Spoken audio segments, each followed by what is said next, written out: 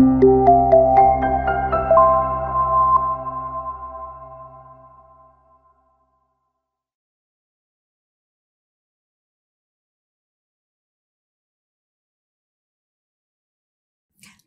berjumpa dengan saya, Sally Novella. Saya yang akan memandu rekan-rekan dalam mempelajari course Komunikasi Bisnis untuk 10 modul ke depan. Sebelum masuk kepada penjelasan tentang setiap modul, kita lihat tujuan dari pembelajaran ini.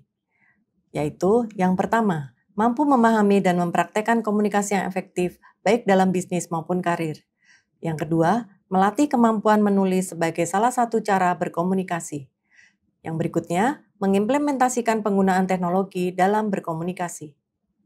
Pada modul pertama, kita akan diajak untuk memahami mengapa memiliki kemampuan berkomunikasi itu penting, khususnya komunikasi bisnis, yang dapat kita implementasikan baik di dunia bisnis maupun di dunia kerja atau profesional. Berikutnya, teman-teman akan belajar bagaimana berkomunikasi yang baik di dalam tim. Kita sadar bahwa ada kalanya kita akan bekerja sama dengan orang lain, bahkan harus membangun tim agar dapat mencapai tujuan bersama. Selain itu, pada modul ini juga akan dipelajari bagaimana kita dapat memahami dan mengimplementasikan etika dalam berkomunikasi. Pada modul selanjutnya atau modul ketiga, teman-teman akan diajak untuk mempelajari bagaimana menghadapi tantangan di dunia global yang penuh dengan keberagaman melalui komunikasi yang tepat. Pada bagian ini, kemampuan untuk berkomunikasi lintas budaya juga akan dipelajari. Selanjutnya, pada modul keempat, kita akan masuk pada bagian pesan dalam bisnis. Di sini akan dipelajari bagaimana menulis pesan dimulai dari merencanakan pesan itu, dilanjutkan dengan menuliskan pesan dengan baik dan benar. Pada bagian kelima, kita akan mempelajari strategi menulis pesan seperti pesan rutin, pesan positif, serta pesan negatif dan pesan persuasif.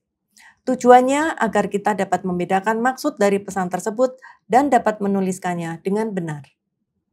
Di era digital saat ini, dunia komunikasi tentu tidak lepas dari pengaruh digitalisasi, termasuk dengan maraknya sosial media.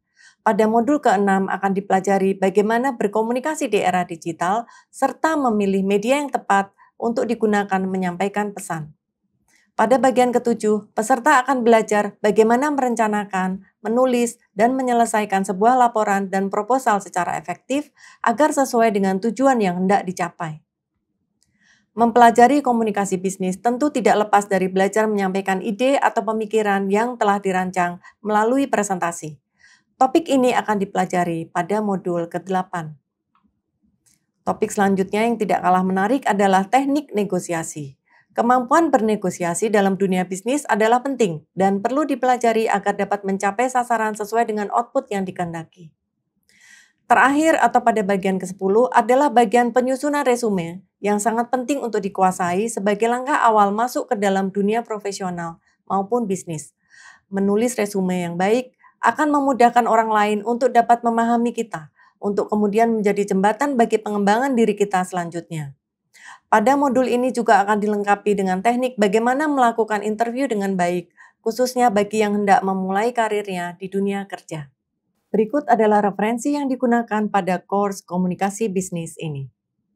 Demikian overview dari course komunikasi bisnis. Mari kita ikuti materi-materi yang ada di course ini dengan semangat. Terima kasih dan sampai jumpa di modul pertama.